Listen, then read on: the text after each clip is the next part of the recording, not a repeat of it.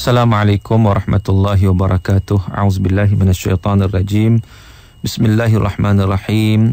Alhamdulillahilladzi hadana lihadza wa ma kunna linahtadiya laula an hadanallah. Asyhadu an la ilaha illallah wahdahu la syarikalah wa asyhadu anna Muhammadan abduhu wa rasuluh wa nusalli wa nusallim ala nabiyil amin wa ala alihi wa sahbihi ajma'in. Subhanaka la ilma lana illa ma 'allamtana innaka antal alimul hakim. Rabbi syrah li sadri wa yassir li amri wahlul 'uqdatam min lisani yafqahu qawli, amma ba'd. Saudara muslimin dan muslimat yang dirahmati Allah Ta'ala sekalian, alhamdulillah kerana di kesempatan pada kali ini kita dapat bersama-sama meneruskan perbincangan kita dalam tafsir surah An-Nur di ruang udara IKIM FM. Dan tuan-tuan yang dirahmati Allah, mudah-mudahan kita sentiasa mendapat kebaikan di sisi Allah Azza wa Jalla. Kita nak sambung perbincangan kita. Hari itu kita dah bincang pada ayat yang ke-63, iaitu di penghujung sedikit lagi ayat 63 sebelum kita berpindah pada ayat yang terakhir, iaitu ayat yang ke-64 dalam surah An-Nur, iaitu firman Allah Ta'ala di hujung ayat 63, فَلْيَحْذَرِ الَّذِينَ يُخَالِفُونَ عَنْ أَمْرِهِ أَنْ تُصِيبَهُمْ فِتْنَةٌ أَوْ يُصِيبَهُمْ عَذَابٌ أَلِيمٌ. Maka hendaklah orang yang menyalahi perintah Rasul itu berjaga-jaga supaya jangan ditimpa ujian atau ditimpa seksa yang pedih. Yakni mereka yang telah melakukan kesalahan disebabkan meninggalkan majlis yang dipimpin oleh Rasulullah tanpa mendapat keizinannya, hendaklah takutkan Allah yang akan menimpakan ujian berupa bala atau bencana di muka bumi ini ataupun azab dan seksa yang pedih di akhirat kelak. Dan hendaklah juga mereka takut kepada Allah Subhanahu wa Ta'ala, yang mana kalaulah mereka melakukan demikian, Allah Ta'ala boleh mempeterikan hati mereka sehingga kan perangai mereka terus menerus cenderung kepada perkara-perkara maksiat dan menyalahi perintah Rasul. Maka dengan sebab itu mereka akan dimasukkan neraka Allah Ta'ala. Wal'ayyuzubillah. Tuan-tuan yang dirahmati Allah Ta'ala sekalian, kalau kita lihat pandangan dikemukakan oleh Syekh Tantawi, menyatakan bagaimana ayat ini juga nak menyatakan tentang satu amaran kepada golongan munafik yang mereka itu bercanggah ataupun menyalahi perintah Nabi SAW. Bahkan mereka bukan sekadar itu, mereka nak menghalang dakwah Nabi SAW. Mereka menjauhi daripada hidayah Allah Subhanahu wa Ta'ala. Maka hendaklah mereka berhati-hati, satu ancaman kepada mereka, maka ujian yang besar akan dikenakan kepada mereka. Sedangkan kalau kita lihat kewajipan untuk mentaati Rasul itu memang diperintahkan oleh Allah Subhanahu wa Ta'ala. Wa ma atakumur rasul fakhudhu wa ma nahakum anhu fantahu, iaitu apa yang didatangkan oleh Rasul hendaklah kamu ikut, apa yang dilarang oleh Nabi itu hendaklah ditinggalkan. Baik, tuan-tuan, kita nak masuk pada ayat yang terakhir daripada surah An-Nur, iaitu ayat 64. Dan iaitu Allah Ta'ala sebut, A'udzubillahi minasyaitonirrajim. Ala inna lillahi ma fis samawati wal ard. Qad ya'lamu ma antum alaihi wa yawma yurja'una ilaihi fayunabbi'uhum bima 'amilu. Wallahu bikulli syai'in alim. Sadaqallahul azim. Dalam ayat ini Allah Ta'ala menyatakan, ketahuilah sesungguhnya Allah jualah yang menguasai segala yang ada di langit dan juga di bumi. Tuan-tuan, kalau kita melihat sebelum ini, setelah Allah Subhanahu wa Ta'ala menegakkan bukti bahawa Allah lah empunya cahaya langit dan bumi, nurus samawati wal ard, Allah Ta'ala memperingatkan bahawa siapa yang menyalahi perintah Rasulullah akan dikenakan satu kesalahan yang besar. Maka ditamatkan ataupun penghujung surah An-Nur ini, Allah Subhanahu wa Ta'ala menyatakan tentang keagungan Allah, bahawa Allah lah Tuhan yang memiliki segala makhluk, baik yang ada di langit maupun yang ada di bumi. Seluruhnya semuanya menjadi kepunyaan Allah Subhanahu wa Ta'ala. Allah berkuasa untuk mencipta dan memusnahkannya. Allah Ta'ala boleh memulai dan mengulang mengadakannya, dan begitulah satu kehendak Allah Subhanahu wa Ta'ala. Maka dengan sebab itu kita lihat, sungguhnya Allah Ta'ala menyatakan bagaimana Allah jualah yang menguasai segala yang ada di langit dan bumi. Jadi sesungguhnya Allah pemilik langit dan bumi, dan Allah mengetahui segala apa yang dikerjakan oleh setiap manusia, setiap hamba-Nya. Sebagaimana juga firman Allah Ta'ala dalam surah Yunus, surah yang ke-10 ayat 61, wa ma takunu fi sya'nin wa ma tatlu minhu min Qur'an wa la ta'maluna min 'amalin illa kunna 'alaikum syuhuda iz tufiduna fi wa ma ya'zubu 'an rabbika min mithqali dharratin fil ard wa la fis sama' wa la asghar min dhalik wa la akbar illa fi kitabim mubin. Dan tidaklah engkau wahai Muhammad dalam menjalankan satu urusan Dan tidaklah engkau dalam membaca satu surah atau satu ayat daripada Al-Quran, dan tidaklah kamu wahai umat manusia dalam mengerjakan satu amal usaha, melainkan adalah kami, kata Allah, menjadi saksi terhadap kamu. Dan ketika mana kamu mengerjakannya, dan tidak akan lenyap daripada pengetahuan Tuhanmu sesuatu dari sehalus-halus atau seringan-ringan yang ada di bumi atau di langit, dan tidak ada yang lebih kecil daripada itu, dan tidak ada yang lebih besar, melainkan semuanya tertulis dalam kitab yang terang dan juga nyata. Semuanya di bawah pengetahuan Allah Subhanahu wa ta'ala. Maka itu menunjukkan kepada kita bagaimana keagungan dan kebesaran Allah Subhanahu wa ta'ala yang maha agung, yang maha hebat. Dan dalam tafsir Al-Wasit menyatakan bagaimana ini merupakan satu penutup yang diberikan oleh Allah Subhanahu wa ta'ala, nak menunjukkan bagaimana Allah Subhanahu wa ta'ala itu berkuasa atas segala-galanya. Maka dengan sebab itu, orang yang melakukan maksiat kena ingat bahawa mereka akan dikembalikan kepada Allah Azza wa Jalla untuk mendapat pembalasan. Maka pada ketika itu hendaklah mereka berhati-hati untuk mereka tidak melakukan perkara yang mengundang kemurkaan daripada Allah Subhanahu wa ta'ala, untuk mereka pastikan bagaimana mereka itu menjadi hamba Allah Subhanahu wa ta'ala yang terbaik. Kerana Allah Subhanahu wa ta'ala mengetahui segala-galanya. Apa pun yang ada di atas muka bumi, langit, apa semuanya, semua milik Allah Ta'ala. Afaman huwa qa'im ala kulli nafsin bima kasabat, surah Ar-Ra'd.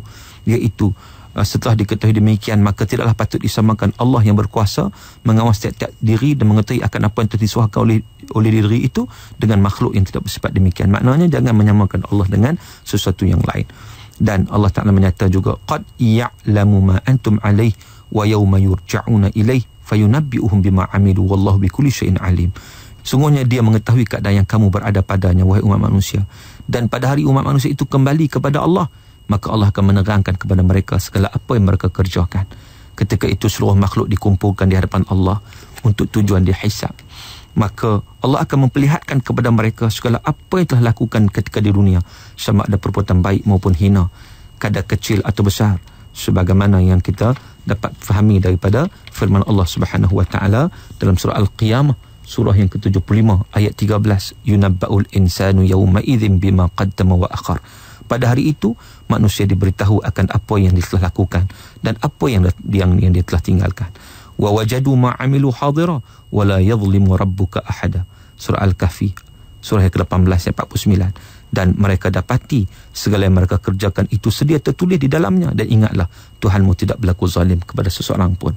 Tuan-tuan yang dirahmati Allah, maka di sini nak menunjukkan kepada kita bagaimana Allah Ta'ala memberi satu ancaman juga kepada makhluk. Pada hari kiamat nanti, semua makhluk akan kembali kepada Allah Ta'ala. Allah mengetahui, Allah akan membentangkan semua sekali. Akan diadakan pemeriksaan, akan diadakan perkiraan amal, akan diberitahu sesuatu yang dilakukan di atas dunia ini, baik, buruk dan semua sekali. Maka di situ tuan-tuan, kecil atau besar, semuanya akan didedahkan oleh Allah Azza wa Jalla. Maka disitulah satu kekuatan yang kita nak kena bina di atas dunia ini, untuk kita benar-benar mentaati perintah Allah Subhanahu wa ta'ala. Kita nak memancarkan nur cahaya itu dalam diri kita. Bukan sekadar kita nak menerima cahaya hissi, tapi kita juga nak menerima cahaya maknawi sebagaimana dikemukakan oleh Syekh Sya'rawi dalam kitab tafsir beliau. Maka bila mana kita menerima cahaya hissi dan cahaya maknawi terutamanya, maka ketika itu kita akan menjadi hamba Allah Subhanahu wa ta'ala yang terbaik. Dan ketika mana kita dibangkitkan oleh Allah di akhirat, maka pada ketika itu, ketika dibentangkan amalan-amalan kita, alhamdulillah, waktu itu kita akan termasuk dalam golongan yang percaya. Kerana di ujung ayat Allah Ta'ala sebut dengan begitu jelas, wallahu bikulli syai'in alim. Kerana sesungguhnya Allah maha mengetahui akan tiap-tiap sesuatu. Allah Ta'ala akan mendedahkan apa yang telah kita lakukan dalam menjalankan kehidupan di dunia, dalam menjalani kehidupan di dunia. Sebab Allah mengetahui setiap perkara, tuan-tuan. Maka oleh kerana Allah mengetahui segala sesuatu itu, maka Allah akan memberi balasan kepada seseorang bersesuaian dengan perbuatan yang dilakukan di atas dunia. Maka semua pada hari itu mereka akan diadili oleh Allah Subhanahu wa ta'ala. Tuan-tuan yang dirahmati Allah Subhanahu wa ta'ala sekalian, dalam tafsir Al-Maraghi juga menukilkan satu kata-kata daripada Uqbah bin Amir yang menyatakan, aku melihat Rasulullah SAW ketika baginda membaca ayat ini di akhir surah An-Nur sambil meletakkan jemarinya di bawah kedua-dua matanya dengan mengucapkan maha melihat segala sesuatu. Hadis ini dijelaskan oleh At-Tabarani dan yang lainnya, dan As-Suyuti mengatakan sanadnya adalah hasan. Jadi tuan-tuan yang dirahmati Allah, dan di sini juga satu peringatan kepada kita, bila mana Allah mengetahui segala sesuatu, pengetahuan Allah meliputi apa sahaja daripada amalan yang dikerjakan oleh hamba-hambanya, maka di situ kita akan dapat pembalasan di akhirat. Maka dengan sebab itu tuan-tuan, kita pastikan kata-kata Sayyidina Ali, kita dengar al-yaum yaumal amal walal hisab wa ghadan yaumal hisab walal amal. Pada hari ini, semasa kita duduk atas dunia ini, hari untuk kita beramal dan tidak ada hari perhitungan di atas dunia. Dan akhirat esok, di akhirat esok, wa ghadan, esok di akhirat, yaumul hisab walal amal, hari perhitungan, tidak ada lagi hari untuk kita beramal. Maka dengan sebab itu, sebelum sampai kepada waktu itu, dan sudah tentu Allah Subhanahu Wa Ta'ala mengetahui segalanya, Allah Ta'ala akan membalas segalanya atas segala perbuatan kita. Maka kita pastikan kehidupan kita di atas dunia ini menuruti nur yang diberikan oleh Allah, yang dipancarkan oleh Allah. Bukan sekadar kita menerima nur hissi yang dipancarkan, yang kita nampak dengan mata kita, cahaya-cahaya yang kita lihat, tetapi kita juga nak menerima nur yang dipancarkan oleh Allah berbentuk manhaj Islam, syariat Allah Subhanahu Wa Ta'ala. Semua sekali kita kena terima dengan begitu berlapang dada, dengan begitu penuh keimanan dan keyakinan kepada Allah Subhanahu Wa Ta'ala. Jadi tuan-tuan yang dirahmati Allah, itulah ayat 64 yang merupakan pengakhiran kepada surah An-Nur ini. Dan sebelum kita menutup perbincangan kita dalam surah An-Nur, kita nak lihat sekali sepintas lalu apakah isi kandungan surah An-Nur secara keseluruhan yang berjumlah 64 ayat yang kita telah bincangkan sebelum ini. Dan tuan-tuan, antara seringkasnya intisari surah An-Nur ini ialah antaranya, yang pertama membincangkan tentang hukuman pada mereka yang berzina, kemudian hukuman ke atas orang yang menuduh berzina, qazaf, hukuman qazaf. Begitu juga cerita tentang hukuman bagaimana li'an, menuduh isteri berzina, apa dia punya kisahnya.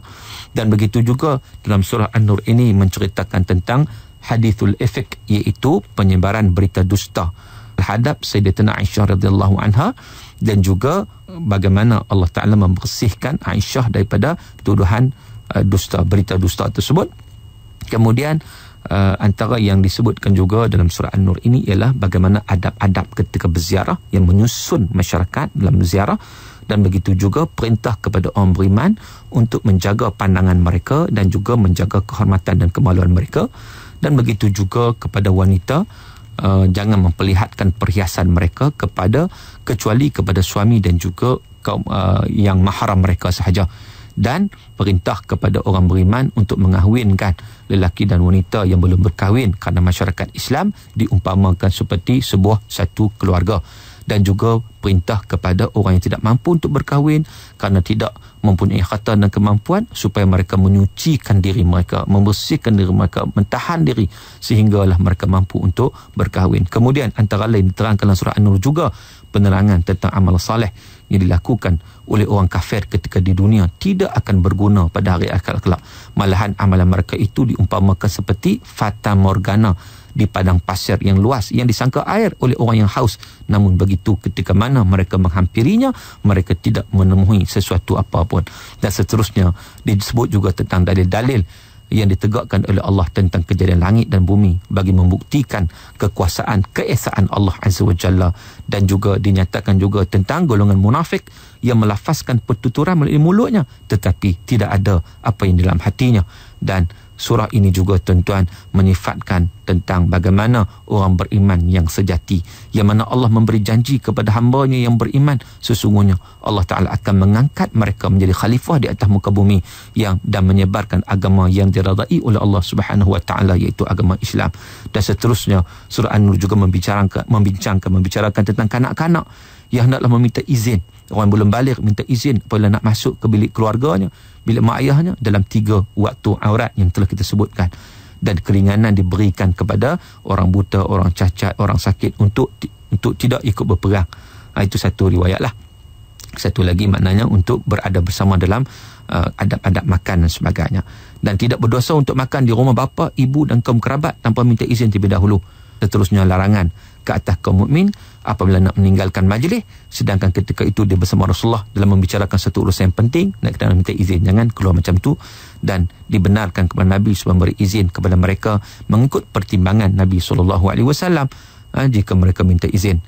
Dan diterangkan bahawa majlis Rasul itu adalah majlis yang penuh dengan mulia dan terhormat, tidak seperti majlis yang dianjurkan oleh orang yang lain. Maka dengan sebab itu nak kena menjaga. Dan seterusnya akhir sekali sebagaimana kita bincang pada siri pada kali ini, bagi Allah Subhanahu Wa Taala segala sesuatu, Allah Taala memiliki segalanya, Allah Taala mengetahui segalanya, dan Allah Taala akan membalas segala apa yang dilakukan oleh manusia di atas dunia ini di akhirat kelak. Maka dengan sebab itu surah An-Nur ini satu surah yang banyak sekali mengajar kepada kita tentang adab-adab, tentang tata susila, tentang keimanan, tentang akhlak, tentang syariat dan sebagainya, untuk kita benar-benar fahami dan juga kita hayati dan melaksanakan dalam kehidupan kita. Dan ingatlah bagaimana penutup ayat tersebut.